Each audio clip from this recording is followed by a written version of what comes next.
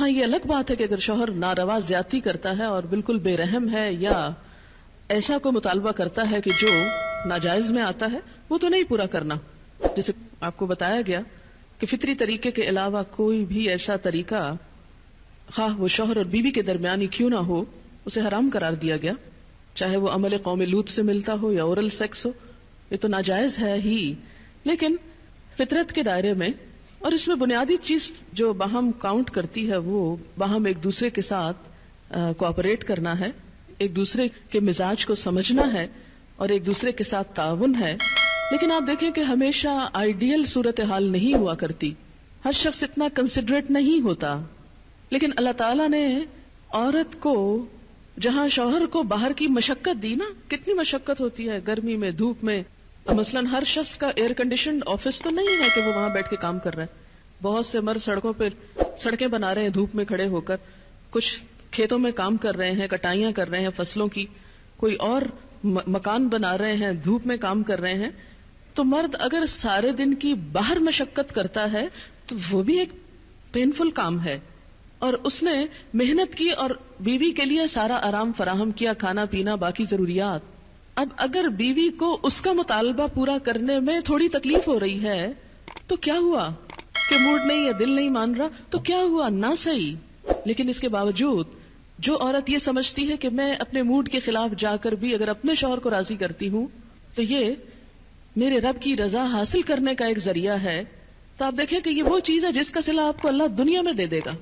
کیونکہ آپ یہاں صرف شوہر کی نہیں اللہ کی بھی اطاعت کر رہی ہیں، کیونکہ ایک مسلمان عورت کو اس کے رب نے یہ حکم دیا ہے. اور اس میں وہ حدیث آپ نے سن رکھی ہوگی اور عورتوں کو سنانے میں بڑی مشکل پیش آتی ہے مجھے ہمیشہ، اور عورتیں ایک دم اوفینڈ ہونے لگتی ہیں.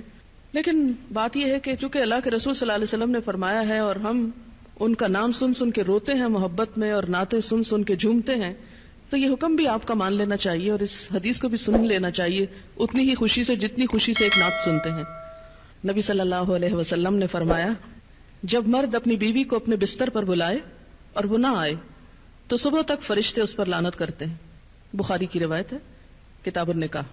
ٹھیک ہے، اس میں کہ اگر بیوی بیمار ہے یا اسے کوئی ایسی تکلیف ہے یا کوئی جینوئن ریزن ہے تو اس میں اللہ تعالیٰ اتنے بے رحم نہیں ہے کہ وہ دیکھ رہے ہیں کہ ایک عورت بخار میں پڑی ہے اور اس کا شوہر اس سے طالبہ کر رہا ہے اور عورت نے نہیں مانا تو اس پہ لعنت بھجوانی شروع کر دی جائے. نہیں، یہاں ایک نارمل حالات کی بات ہے.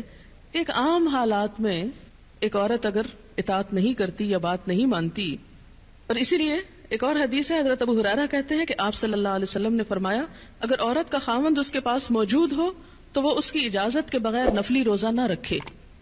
تو گویا شوہر کی اطاعت نمبر 1 عام روزمرہ زندگی کے کاموں میں کوآپریشن، اطاعت بمانا کوآپریشن ہے. طوعاً کا مطلب ہوتا ہے خوشی سے کام کرنا. نمبر 2 اس کی خاص ضرورت یا تقاضے کو پورا کرنے میں اطاعت. ہاں، کہاں اطاعت نہیں؟